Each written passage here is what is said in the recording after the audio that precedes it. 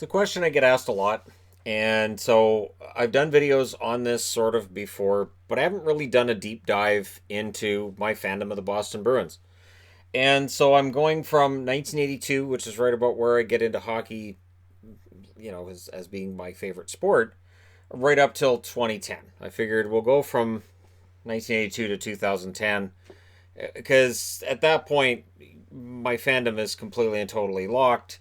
So, how did it get there? In 1982, Gord Kluzak's drafted first overall. Now, I know people are going to remember this as him being, a guy who had all kinds of injury problems and, he was a flop as a number one draft pick. What I knew him for as a little kid was that his cousin worked with my mom. So I thought that was kind of cool. That my mother asked me at one point. She said, "Do you know who Gord Kluzak is?" And I said, "Well, yeah."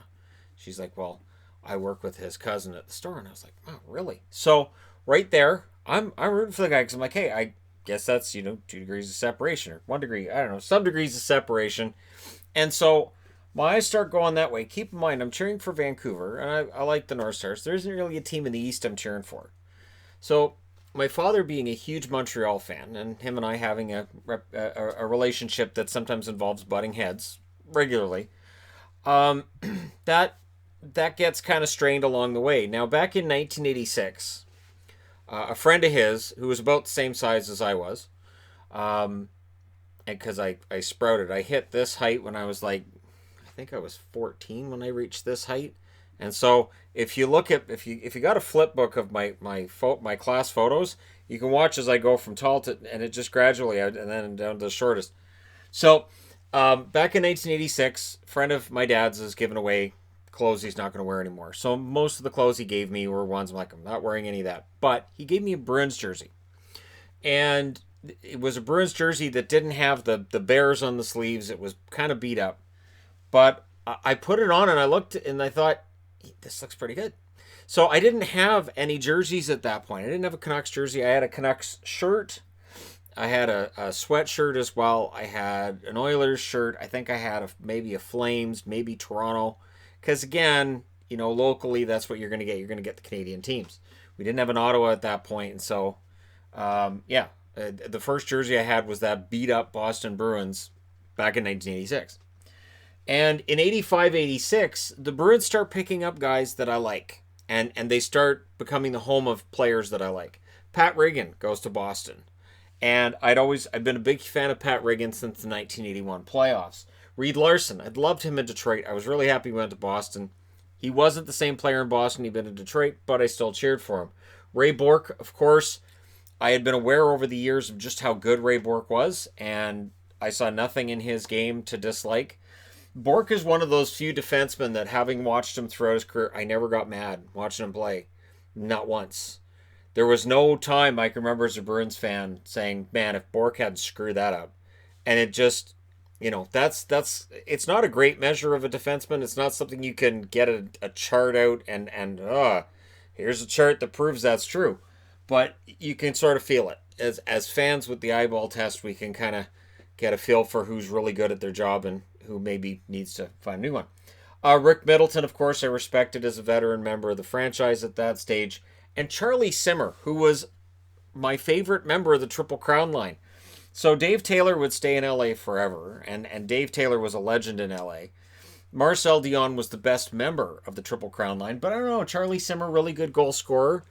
And so when he went to Boston, I kind of had my interest towards Boston. Like, I want to see how Simmer does, and he did pretty well. 86, 87, of course, this is where Cam Neely's in Boston. So remember, being a Canuck fan, I know who Neely is. He goes to Boston. He kind of tears it up. And it's immediate that Cam Neely fits in really well and scores a bunch of points and goals. And yeah, I was a huge fan.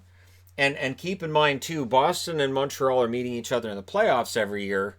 So as soon as it becomes apparent that this kid's rooting for Boston, my father says, you can't. They're an American team. Montreal's in Canada. You need to cheer for Montreal. They're Canadian. And I said, no, I don't care. I don't live in Montreal. I haven't been to Montreal. There's Canadian players on the Boston Bruins. I pointed out Neely. I pointed out Ray Bourque and other players, and the argument had begun. This is right about where I started singing the Star Spangled Banner before Boston and Montreal games, just to really drive it home that I was perfectly willing to cheer for the Bruins. 87-88, the Bruins added Andy Moog. And then the Bruins went on a run. So now I've been cheering for Boston for a couple years, and now they go on a run to the Stanley Cup final. And in that final, it's Andy Moog on the Bruins against the Edmonton Oilers. Now, Reggie Lemelin was the starter at that stage, and Lemelin and Moog would become the best tandem in the game. And, way before what we're seeing now, where people are like, oh, you need two goalies to win. Yeah, Boston knew that back then. And so Lemelin and Moog were both two of my favorite goaltenders. They both end up there from the Alberta teams. I'd been a Lemelin fan in Calgary. He goes to Boston. And I'd been a huge fan of Andy Moog since he was a rookie in 1981 and helped to upset the Montreal Canadiens in round one. So that was a big part of it. And 89-90, they added Brian Propp as a deadline pickup. They also picked up Dave Christian. These are veteran players I like from other teams, and they're joining the Bruins. And what did the Bruins do in 89-90? They went to the Stanley Cup final. And I really wanted Propp to stay. He didn't, but of course Propp played for the Minnesota North Stars as well, so that's two of the Holy Trinity for me. Propp did not play for Vancouver. But, it was kind of nice to see Minnesota guys ending up in Boston, Boston guys ending up in Minnesota. I really got a kick out of that. I thought that was great. 90-91, along comes Ken Hodge Jr. And if you're saying, who's Ken Hodge Jr., this Bruins fan is telling you, it looked like the sky was the limit for Ken Hodge Jr. It really did. And then it wasn't. And I thought it was great that here was, Ken Hodge's kid with the same name playing for the Boston Bruins and looking fantastic right out of the gate. Katarlnov also came up. Dmitry Kvartalnov or Katarlnov came up. I think you just dropped the V. I think it was Katarlnov. But Katarlnov turned out to be kind of a flash in the pan, and so did Ken Hodge Jr. But still, that was part of what solidified my fandom of the Bruins. And I had a lot of Ken Hodge Jr. rookie cards, and I still do. And someday, well, anyways, I still have them. 91-92, the Boston Bruins get Adam Oates. I didn't like Brett Hull. I loved Adam Oates. Boston gets Adam Oates. I was like, cool. And Adam Oates had immediate chemistry with Cam Neely when Cam Neely could play. And so Neely and Oates, and I thought that was absolutely fantastic. And Joe Juno comes up and starts playing for them as well. So Joe Juno was one I really liked as well. I've got some rookie cards of his, which again are worth about the same as Ken Hodge. A little bit more, not a lot. But Joe Juno, he wasn't a flash in the pan, but he put up so many points early in his career, he could never live up to that later. Juno and Oates get added. 92-93, in comes Glenn Murray, or as he was known to Bruins fans, Little Cam. He kind of did all the same things that Cam Neely did, but he wasn't quite as imposing as Cam Neely, so he's Little Cam. And when the Bruins traded him, I was quite angry, and when they brought him back, I was very happy. Glenn Murray was a guy who came in, he was a slow starter, but once his goal scoring kicked in, he's one of those guys that will look back years down the road and I'll be talking about Glenn Murray and there'll be a bunch of kids going, who? What? Who? And sometimes I get that with Andy Moog, where somebody will make a comment like, I don't know why you liked Andy Moog. Well, because you didn't see him play. And there really isn't a whole lot I can tell because the stats only tell part of the story, which is something I try to say now about players now, but anytime I say stats only tell part of the story, somebody will bring up stats to prove me wrong. No, they don't. This is the whole story right here. Oh, well, okay, good. Fine. All right. I'm glad you're done tearing apart Star Wars movies and you've come over to ruin hockey too. So Glenn Murray was a great player in his day, and I really liked his compete level. 93-94, Boston brings in John Casey. Now I had an affection for John Casey from him helping to lead the Minnesota North Stars to the 91 Stanley Cup final where they lost to the Pittsburgh Penguins and Mario Lemieux. But John Casey, he was a good goaltender. You go look at the numbers and be like, I don't know what Shannon's seeing. He was a good goaltender. He wasn't fantastic, but he was good. 94-95, in comes the Loch Ness Monster. Yes, Blaine Locker, one of the best masks in the history of hockey, Blaine Locker. And flash in the pan, him and Jim Carrey both, just the net detective, huge out of the gate, and then nothing shortly thereafter. And I really believed that Blaine Locker was going to do it. You'll notice that going through their history, I've always been a big fan of Bruins goaltenders. I have been an absolutely huge fan of Bruins goaltenders pretty much throughout. There are some you're not going to see on this board. You're not going to see Steve Shields. You're not going to see John Graham, although I respected Graham as a decent backup.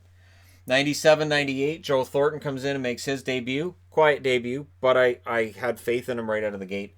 And Byron Dafoe, who had over careers, when we talk about great goalie masks, I think Byron Dafoe had the best masks of any goaltender in NHL history.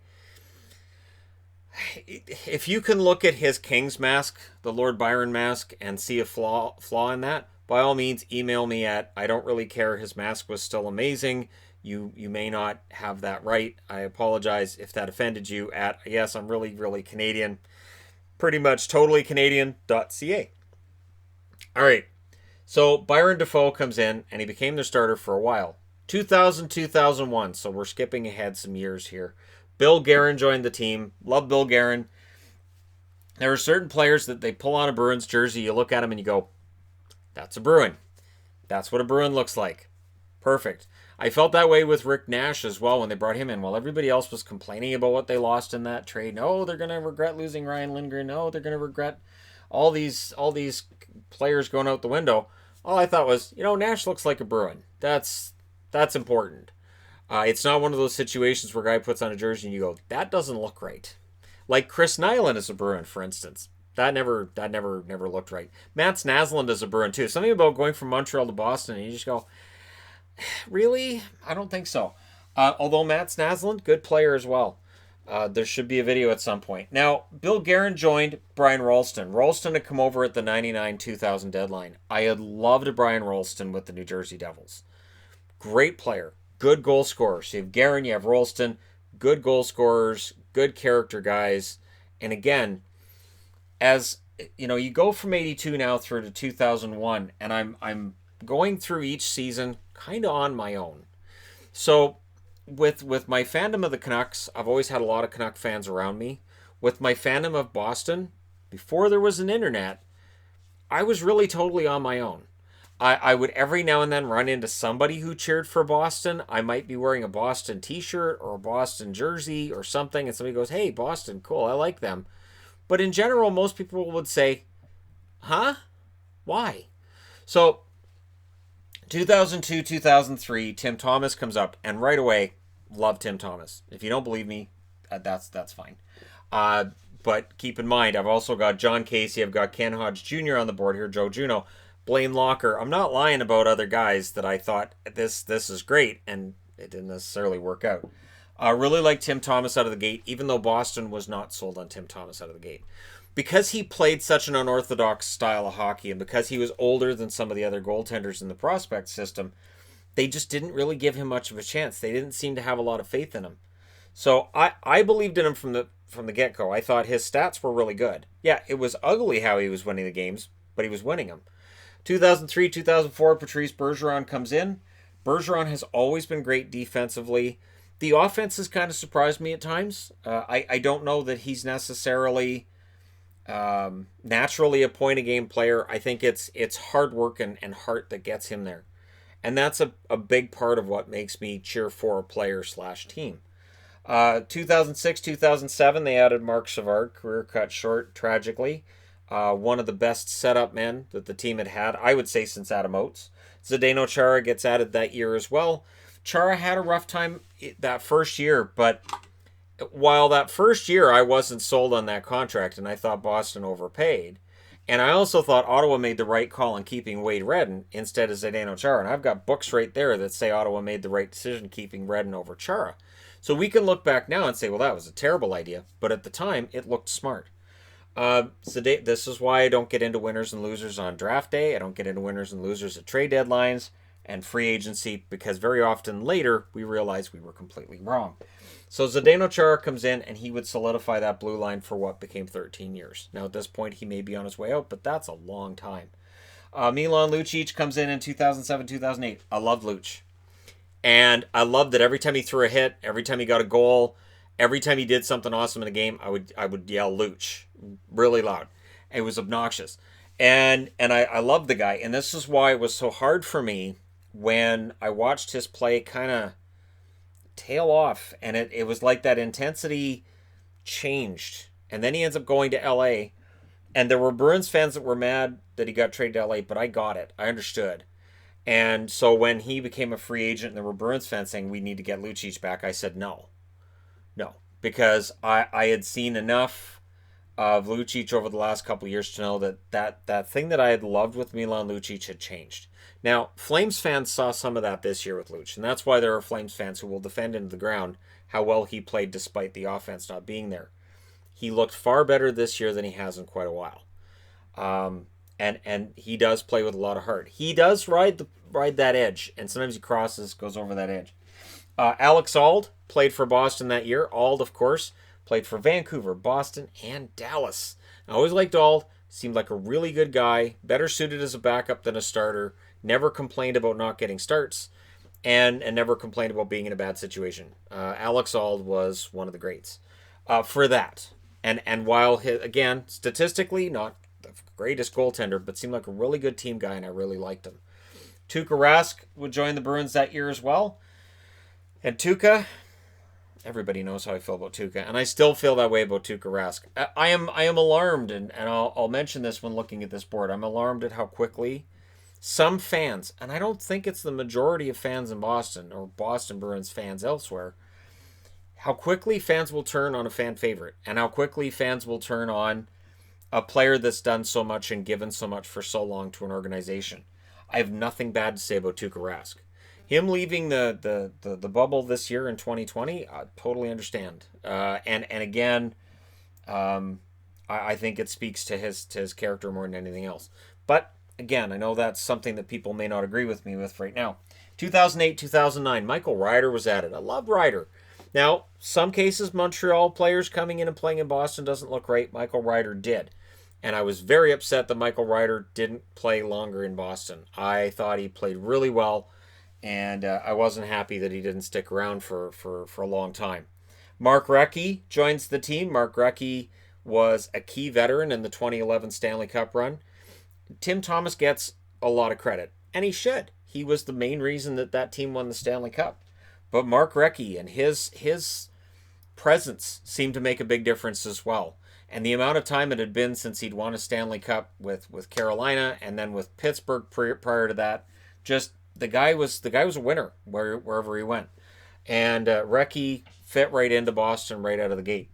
And then I'll end on 2009, 2010, Johnny Boychuk. Right out of the gate, again, loved Johnny Boychuk, thought he was great, thought he was very underrated. When he ends up with the New York Islanders, I wasn't a happy camper. I understood why. Still didn't make me happier.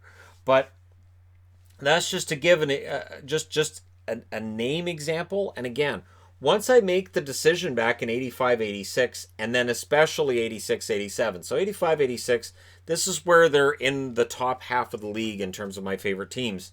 And then they add Cam Neely, and the following year they add Andy Moog. And that just takes them right up to second, behind Vancouver.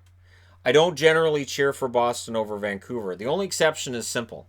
If Boston and Vancouver are playing a game against one another, and Boston, say, on the verge of a playoff spot, and they need this win to clinch it, and Vancouver's nowhere near a playoff spot, or they don't need to win it, they're in a pretty comfortable spot, I'll cheer for Boston in that game. Vice versa is also true, that if Vancouver really desperately needs a win and Boston doesn't, then I want Vancouver to win that game. So that's how that decision's made for me, because I want to see both teams prosper. It's not something that becomes a big deal. I know for people who, remember 2011 that it's a big deal. Yeah. 85, 86 is a little ways before 2011. I had no way of knowing. And people would ask various times along the way, what if Boston plays Vancouver in the final? And I'm like, it's not going to happen. What are the odds of that? And then it happened.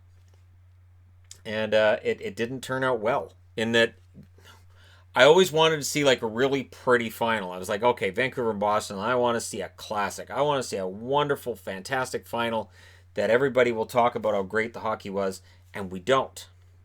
That generally is not what that final's remembered for. So there you go. Why I'm a Bruins fan from 1982 through till now. And who knows, maybe if my mother hadn't worked with Gord Kluzak's cousin, Maybe we don't get here. Maybe I would have picked somebody else in the East. Maybe I would have kept cheering for Montreal as I had. I cheered for Montreal in the first year. I was watching somewhat, but eventually Boston would overtake Montreal. Again, I really firmly became a Bruins fan when Neely gets there, but there were seeds planted before that with Reagan, with Larson, with Bourque, with Middleton, and with Simmer. These were guys I cheered for, guys I really liked, and they were all together on the same team. And so for people who are saying, I've had people email me, what team should I cheer for? Find the team that's got players you really like. Find that group that you really like, you really want to see them grow together, you really want to see them have success. That's the team that I would say is the best one to cheer for. I do tend to cheer for players as much as teams. And now as I get older, it feels like it's even more so. Like tonight, as I'm recording this, Tampa Bay is, potentially going to win a Stanley Cup over Dallas, one of my favorite teams. And yet I can fully respect Tampa. I can be excited for players in Tampa winning their first Stanley Cup ring and excited for this team to finally shed that label as being a choker in the playoffs. So that's where things have changed definitely from back in the mid-'80s too, where I might have been more tribal about it, more upset about things. And that's something that I think just I don't know that it fades with age. I think it's just faded because of the channel like this and doing videos on everybody. So there you go. So my challenge to people who watch this till the end, first off, thank you for making it to the end. And secondly, what player, what event made you a fan of the team you're a fan of right now? What was it? Or was it just simply they're the team I cheer for because they're geographically closest to my home? Which is perfectly understandable. That's kind of how things started with Vancouver, was that Vancouver wasn't too far from where I lived, and they were going to a Stanley Cup final. I thought that was really cool, and Vancouver was always on my TV. Because of where I lived, Hockey Night in Canada most often was Vancouver, and even though they lost in the playoffs a lot, if they made it, I was still very taken with them, and I really wanted to see them do well. So there you go. Again, let me know your thoughts in the comment section below. Don't forget to hit like and subscribe if you're browsing your way through. You're just happened upon this video. Thank you guys so much for watching, for all your support. I will talk to you again soon.